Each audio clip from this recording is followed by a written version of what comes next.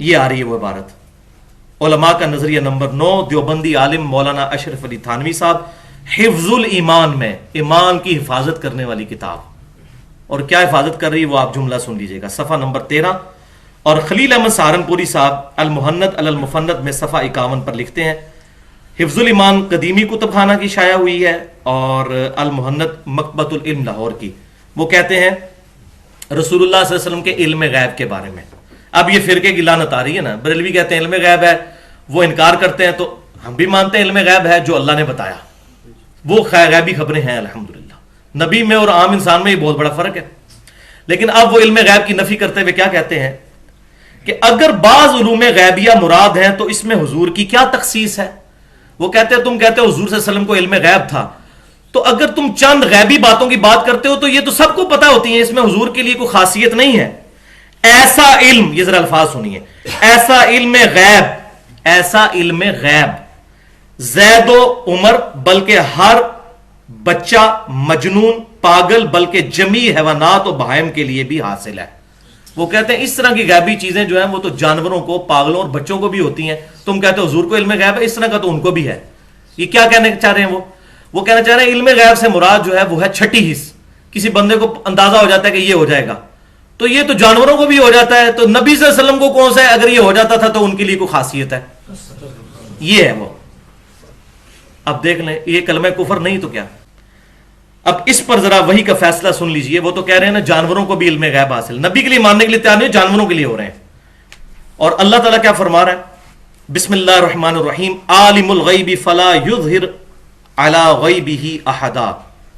غیب کا جاننے والا یعنی اللہ اپنے غیب پر کسی کو اطلاع نہیں دیتا، الا من ارتضی من رسول، ہاں اپنے رسولوں میں سے جسے چاہتا ہے ان کو غیب پر اطلاع دے دیتا ہے. فإنہ یسلک من بین یدیہ ومن خلفہ رصدا، اور پھر ان کے لیے آگے اور پیچھے پہرہ دار بھی مقرر فرما دیتا ہے تاکہ کوئی شیطان کی طرف سے انوالومنٹ نہ ہو جائے. تو نبی کو تو اللہ تعالیٰ غیب کی خبریں، غیب سے متعلق علوم عطا فرماتا ہے. اور یہ جو بعض لوگوں نے کہا نا نبی کو جب پتہ چل گیا تو پھر وہ علم غیب ہی نہیں رہا، تو بھائی اگر یہ علم غیب کی ڈیفینیشن کی جائے تو پھر اللہ کے پاس بھی علم غیب نہیں. کیوں کہ اللہ تبارک و تعالی ہر غیب کا جاننے والا ہے، پھر بھی وہ کہتا ہے میں عالم الغیب ہوں. وہ جب اللہ کہہ رہا ہوتا ہے عالم الغیب تو ہمارے ریفرنس سے کہہ رہا ہوتا ہے، اللہ کے سامنے کوئی چیز چھپی بھی نہیں ہے. بالکل اسی طریقے سے جب ہم نبی صلی اللہ علیہ وسلم کے لیے ان علوم غیب کو مانتے ہیں جو اللہ نے ان کو بتائے، جتنے بتائے، تو ہمارے ریفرنس سے وہ غیب ہی ہیں. جنت ہمارے لیے غیب ہے، دوزخ ہمارے لیے غیب ہے. نبی صلی اللہ علیہ وسلم نے جنت بھی دیکھی، دوزخ بھی دیکھی، عذاب قبر بھی دیکھا، یہ تمام ساری چیزیں آپ صلی اللہ علیہ وسلم نے دیکھی. علماء کا نظریہ نمبر 10. یہ ملفوظات ہیں جو سید احمد صاحب، جن کو سید احمد شہید بھی کہا جاتا ہے، دیوبندیوں کے بڑے بزرگ ہیں، ان کے ملفوظات جمع کیے ہیں مولانا عبدالحی صاحب نے اور اسماعیل دہلوی صاحب نے، دیوبندی عالم. یہ بعض اہل حدیث ان کو اپنے ساتھ منسوب کرتے ہیں، وہ بالکل غلط ہے. یہ دیوبندی بزرگ تھے، یعنی دیوبند مدرسے سے پہلے تھے، ان کے بزرگوں میں سے ہیں اسماعیل دہلوی صاحب. کیونکہ ارواح ثلاثہ جو کتاب ہے اشرف علی تھانوی صاحب کی، اس میں انہوں نے اسماعیل دہلوی صاحب کو اپنے بزرگان دین میں لکھا ہے. تو یہ کتاب صراط مستقیم ہے، صفحہ 169 اسلامی اکیڈمی لاہور سے شائع شدہ ہے. اس میں ان لوگوں نے سید احمد صاحب، جن کو سید احمد بریلوی بھی کہتے ہیں، یہ بریلوی احمد بریلوی صاحب والا بریلوی نہیں، یہ دیوبندی بریلوی ہیں، بریلی کے رہنے والے. دیوبندی سے مراد ان کے بزرگ، ویسے تو ان سے پہلے کہیں گے. دیوبند مدرسہ تو 1867 میں بنا، اس سے پہلے کہیں گے، پر ان کے بزرگ ہیں. ان کے ملفوظات ہیں. وہ کہتے ہیں نماز کا طریقہ سکھا رہے ہیں، نماز کا روحانی طریقہ، یہ ذرا ان سے سیکھ لیجئے. وہ کہتے ہیں نماز کے دوران زنا کے وسوسے سے اپنی بیوی کی مجامعت کا خیال بہتر ہے. وہ کہتے ہیں نماز میں زنا کا خیال ہے، اس سے بہتر ہے کہ آپ اپنی بیوی کے ساتھ صحبت جو ہے اس کا خیال لیں، یہ زیادہ بہتر ہے. اچھا، اور شیخ یا اس جیسی اور بزرگ ہستیاں، وہ کہتے ہیں اپنے کسی بزرگ یا اپنے کسی پیر کا تصور نماز میں لانا، یا کوئی اور بزرگ ہستی بھی ہو، خواہ جناب رسالت مآب صلی اللہ علیہ وسلم ہی کیوں نہ ہو، ان کا بھی نماز میں تصور آنا، اپنی ہمت کو لگا دینا اپنے بیل اور گدھے کی صورت میں ڈوب جانے سے برا ہے، وَلِعَاذُ بِاللَّهِ تعالی۔ وہ کہتے ہیں آپ کو بیل اپنے اور گدھے کا خیال نماز میں آ جائے نا، یہ کم برا ہے، اس سے زیادہ برا ہے اپنے بزرگ یا نبی صلی اللہ علیہ وسلم کا خیال آنا۔ بزرگ کا لی تو بات چلو مانی جاتی، نبی صلی اللہ علیہ وسلم کا بھی نام مبارک ذکر کیا۔ اور یہ ذرا نماز کے آداب سیکھیں، زنا سے بہتر ہے بیوی کے ساتھ صحبت، وہ بہتر ہے، اور اس کو کہا کہ یہ برا ہے۔ یہ کس دین کی تعلیمات ہے؟ اب نبی صلی اللہ علیہ وسلم کا کیا دین ہے وہ ذرا سن لیجئے۔ بخاری اور مسلم کی متفق علیہ حدیث ہے تشہد کے چیپٹر میں، عبداللہ بن مسعود رضی اللہ تعالیٰ عنہ کہتے ہیں کہ نبی صلی اللہ علیہ وسلم نے مجھے اپنے دونوں مبارک ہاتھوں کے درمیان میرا ہاتھ لے کر تشہد تعلیم فرمائی کہ نماز میں یوں پڑھا کرو۔ کئی طرق ہیں اس حدیث کے بخاری اور مسلم میں، اور فرمایا کہ نماز میں یوں کہو التحیات للہ والصلوات والطیبات، السلام علیکہ ایہا النبی ورحمۃ اللہ وبرکاتہ، السلام علینا وعلی عباد اللہ الصالحین، اشہد ان لا الہ الا اللہ واشہد ان محمدا عبدہ ورسولہ۔ وہی بات کہ میری قولی، بدنی اور مالی عبادات اللہ کے لیے خاص ہیں، اے نبی آپ پر سلام ہو صلی اللہ علیہ وسلم، اور اللہ کی رحمتیں اور برکتیں ہوں، سلامتی ہو ہم پر اور اللہ کے نیک بندوں پر۔ تو نبی صلی اللہ علیہ وسلم نے کہا کہ نماز میں یہ پڑھا کرو۔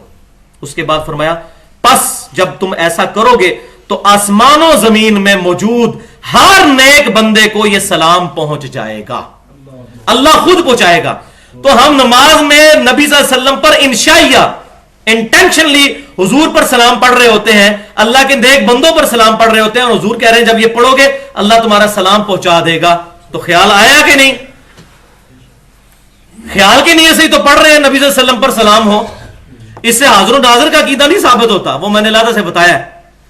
حاضر و ناظر کا عقیدہ اس میں نہیں ہے، بلکہ اس میں ہے کہ اللہ تعالیٰ تمہارا سلام پہنچا دے گا وہاں پر۔ یہ ہمارا عقیدہ ہے الحمدللہ، رسول اللہ صلی اللہ علیہ وسلم تک ہماری ہر نماز کا سلام پہنچتا ہے الحمدللہ۔ تو یہ دیکھ لیجئے، وہ کہتے ہیں خیال لانا ہی برا ہے، اور یہاں پر خیال لانا ضروری ہے۔ اور اہل سنت کہلوانے والے تینوں گروہ، بریلوی، دیوبندی اور سلفی یعنی اہل حدیث اور اہل تشیع کا بھی اجماع ہے کہ تشہد کے بغیر نماز نہیں ہوتی، یہ فرض ہے عبدو و رسولو تک پڑھنا، آخری تشہد جو ہے۔ تو چھوڑ دیں پھر اسے، ولیعوذ باللہ تعالی۔ تو وہ آگے جناب علماء کا نظریہ 14، یہ ہے دیوبندی عالم مولانا اشرف علی تھانوی صاحب کا رسالہ الامداد چھپتا تھا، اس کا 8واں رسالہ ماہ سفر 1336 ہجری، 1336 ہجری آپ سمجھ لیں 1917 کی بات ہے، 1917 1917، جلد 3 صفحہ 35 پر، اور یہ تھانہ بھون سے شائع ہوتا تھا ان کا رسالہ۔ اب اس میں وہ سوالوں کے جواب دیا کرتے تھے۔ تو ان سے کسی نے سوال پوچھا، اب یہ سنیے، ایک شخص نے خواب دیکھا اور اس نے کہا کہ حضرت میں نے خواب دیکھا ہے، یہ سوال کا جواب ذرا آپ ارشاد فرمائیے۔ میں خواب میں کیا دیکھتا ہوں کہ میں کلمہ پڑھتا ہوں لا الہ الا اللہ اشرف علی رسول اللہ ولیعوذ باللہ، پھر میں بیدار ہو کر بھی بے اختیاری میں پڑھ رہا ہوں اللہم صلی علی سیدنا و نبینا و مولانا اشرف علی نبینا، استغفر اللہ۔ پھر اس نے جب یہ واقعہ وہاں بھیجا اور کہا کہ حضرت میں بڑا پریشان ہوں، خواب میں بھی پڑھ رہا ہوں بیداری میں بھی، کیونکہ ان کے مولوی کہتے ہیں تو خواب ہے جی، خواب میں تو اختیاری کوئی نہیں ہوتا، اس میں الفاظ ہے بیداری میں بھی پڑھ رہا ہوں۔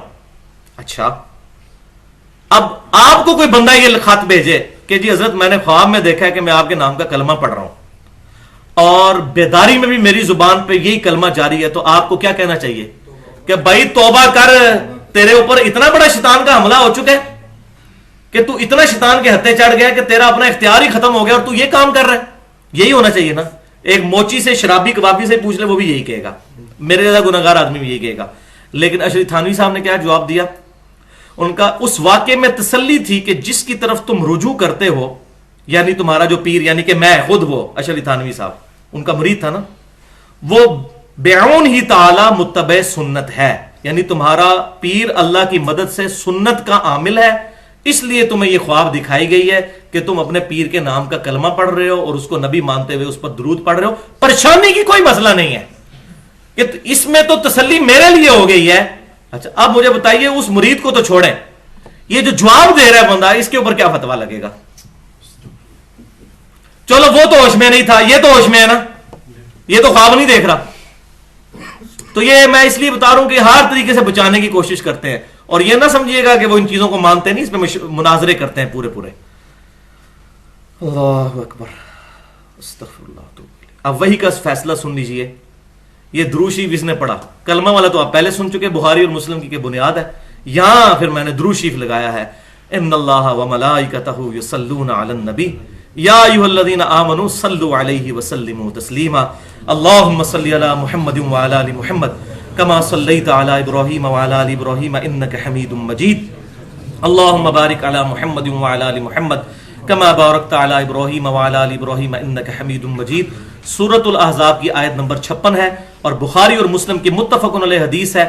جب یہ آیت درود نازل ہوئی تو رسول اللہ نے ہمیں درود ابراہیمی سکھایا.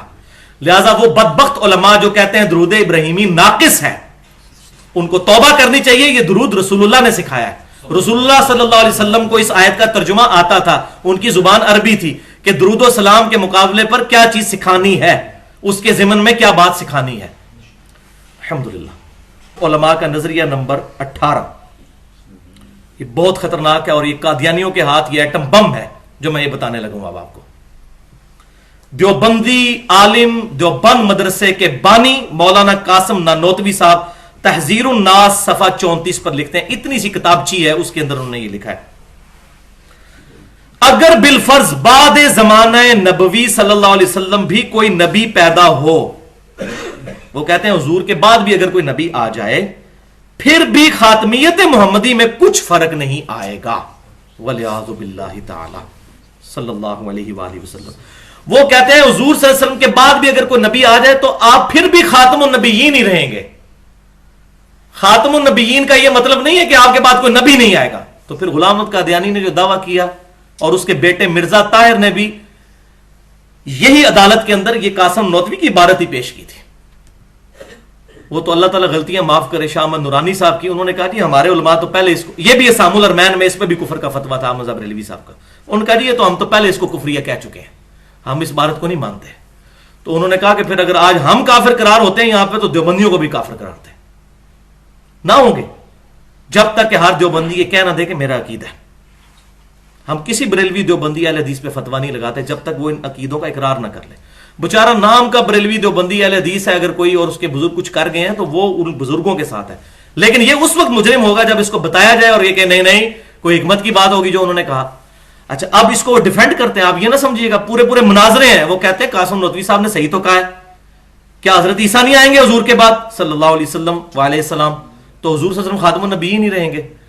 اور بھائی موٹی عقل میں آپ کی بات نہیں آتی، حضرت عیسیٰ علیہ السلام نبی بن کر نہیں آئیں گے، امتی بن کر آئیں گے. کس حدیث میں لکھا ہے کہ وہ نبی بن کر آئیں گے؟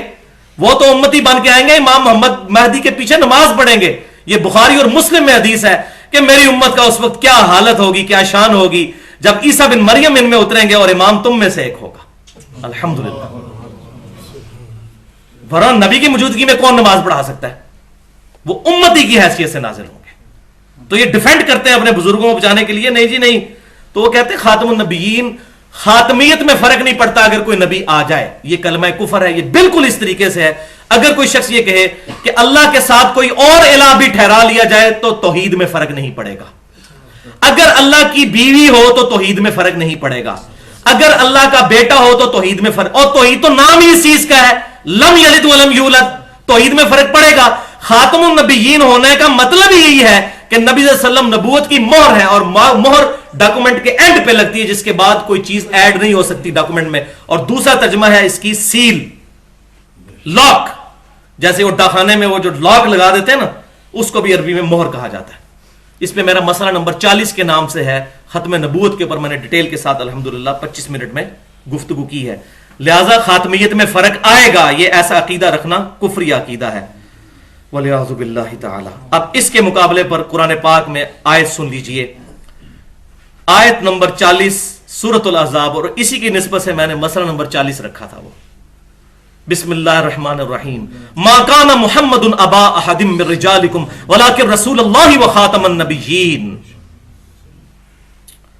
وکان اللہ بکل شیء علیما. اور محمد صلی اللہ علیہ وسلم تو نہیں، تم مردوں میں سے کسی کے باپ بلکہ وہ تو اللہ کے رسول ہیں اور نبوت کے سلسلے کو ختم فرمانے والے ہیں، اس کی مہر ہے، اس کی سیل ہے، اور اللہ تعالیٰ ہر چیز کا اپنے علم کے ذریعے احاطہ کیے ہوئے ہیں الحمدللہ۔